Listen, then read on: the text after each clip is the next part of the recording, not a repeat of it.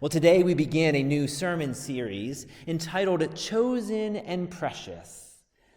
The phrase comes from our New Testament lesson here in 1 Peter, in which Peter refers to Jesus as the cornerstone, chosen and precious. Now, Peter actually talks about a number of different stone metaphors in this passage, and it's actually a little hard to keep track.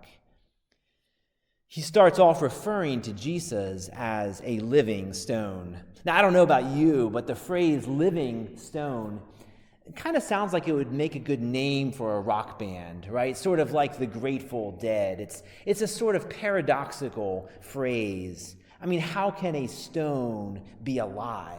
Stones, by definition, seem to be the very thing that is lifeless, right?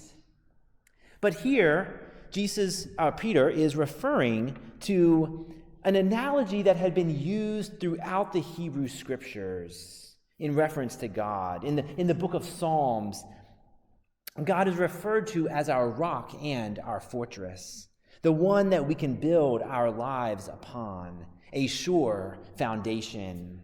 And in the book of Isaiah, the prophet Isaiah said, "Thus says the Lord God, see, I am laying in Zion a foundation stone, a tested stone, a precious cornerstone, a sure foundation. One who trusts will not panic." Now, although God is our rock and our refuge, although God is a sure foundation upon which we can build our lives upon, the reality is that so many of us at various times in our lives reject God. We try to build our lives upon other people who might let us down. We try to build our lives upon other things that maybe are flimsy and fragile in comparison to God. So often we turn away from God and go our own way. But the Apostle Peter knew this all too well. He had been one of Jesus' core disciples, one of the 12, in fact, one of the 3 who Jesus would often take with him on different missions. He had listened to Jesus teach. He had seen Jesus do miracles. Peter had even walked on water with Jesus. But when Jesus was arrested, when he was mocked and beaten, and when he was then hung on the cross to die, Peter said that he did not even know Jesus. He denied that he ever even knew Jesus. Now, keep in mind that Peter's name is Rock. That's actually the nickname that Jesus gave to him. It wasn't his birth name. It was what Jesus called him. Jesus referred to him as Rock, sort of like Rocky, right? But even Peter, the Rock, Rocky, had turned away from Jesus. Even Peter had tried to build his life on something other than the foundation that is Jesus, and even turned away from Jesus in Jesus' hour of need. And just as it had been predicted throughout the Hebrew Scriptures, Jesus was rejected not only by Peter, but by the religious leaders, by the political elites, and by various of his own disciples. Like a stone cast to the side by builders, because it just doesn't seem to fit with the other ones. Peter, quoting from the book of Isaiah, wrote, "The stone that the builders rejected has become the very head of the corner." I want you to picture with me builders working at a construction site, and they're sorting through the various stones that they come across to see which ones will work for their building construction project. And they come across a stone that just doesn't seem to fit with the others, and so they just toss it over to the side. It just is not what they want, and they continue gathering their stones to build their building project. But then later on, they're looking for a stone that they can use as a cornerstone. The cornerstone was the most important stone. It was the foundational stone, the first stone set in the ground at the construction site. All the other stones are set in reference to this stone, determining the position of the entire structure. We often think of cornerstones as merely decorative elements, like the cornerstone of our church building that has the date when our building was built, and it has the name of our church, and it even has the name of the chapel that was built before the rest of the sanctuary was completed.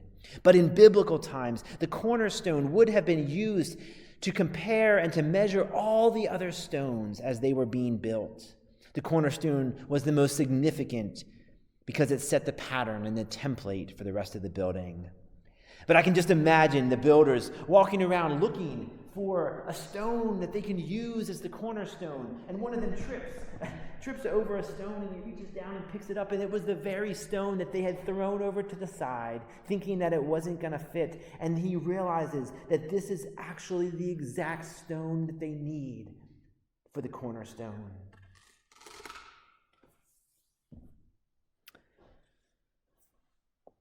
I think that's sort of what it was like for Peter and for the other disciples. When Jesus rose from the grave, Jesus had been rejected by all of the religious leaders, the political elites, and even the disciples doubted that he was who he said he was. But when Jesus rose from the grave on that Easter morning, and when he appeared to the disciples, and when he breathed on them and filled them with the Holy Spirit, their lives were forever changed. They realized that Jesus was indeed who he said he was, that he was indeed the rock upon which they could build their lives. And so the best phrase that Peter can come up with is that Jesus is the living stone. He is not a dead stone. He is very much alive. And he's the strong foundation upon which we can build our lives. Peter says that Jesus is chosen and precious, and whoever believes in him will not be put to shame.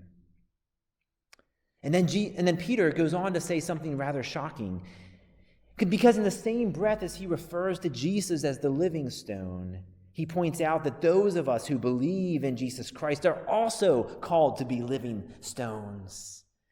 We are called to be people who embody the living Christ, who have the living Christ living inside of us, people who are bearers of the good news. We who have the Spirit of God living in us and working through us, we too are precious and chosen living stones. Like stones that have been built into a beautiful church building, or into a beautiful place of worship, we too are being built together as a church into a beautiful place of worship where Jesus Christ is to be worshiped and adored and glorified.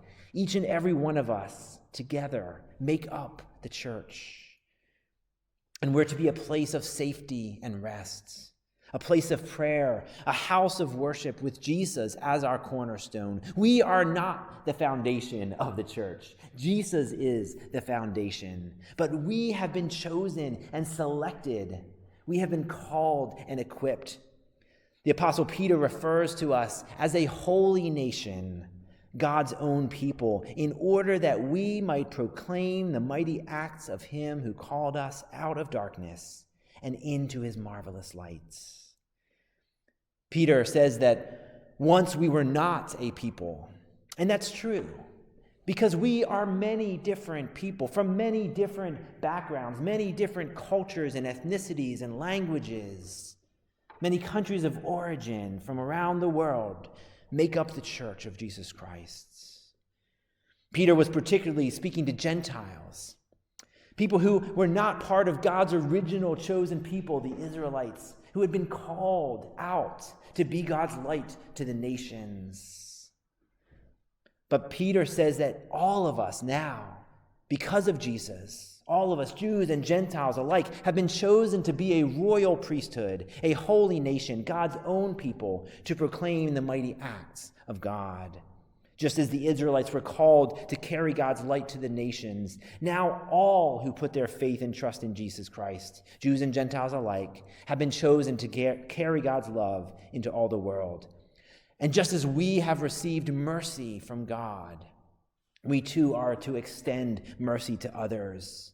Just as we have been justified and made right with God, we too are to be people who pursue justice and righteousness. Just as we have been given peace with Jesus Christ, we too are to be people who extend God's peace to those around us. And so Peter says, come to him like living stones. Let yourselves be built into a spiritual house, to be a holy priesthood, to offer spiritual sacrifices acceptable to God through Jesus Christ. Like living stones, let yourself be built into a spiritual house, to be a holy priesthood, to offer spiritual sacrifices. This morning, would you let yourself be built into a spiritual house for the living God to work in and through you? Will you open yourself up to the stone who was rejected by men, but who has since been seen to be the true cornerstone, the strong foundation that we can build our lives upon? Will you open yourself up to allow God to work in you and through you? In this time that we are living in today, we need the light of Christ to shine even brighter than ever. So many people are hurting and dying. So many people are hopeless and without Christ in their lives. But God has chosen us. God has called us to be a light in this world, to break down the walls of injustice, to be people of peace who allow God's love and peace and hope to flow through us. And so this morning, let's come to Jesus, the chosen and precious living stone, the foundation that we can build our lives upon. Let's give ourselves to Jesus. Let's renew our commitment to him. Let's allow God to form and shape us into a spiritual house of worship, to carry forth God's light to the world.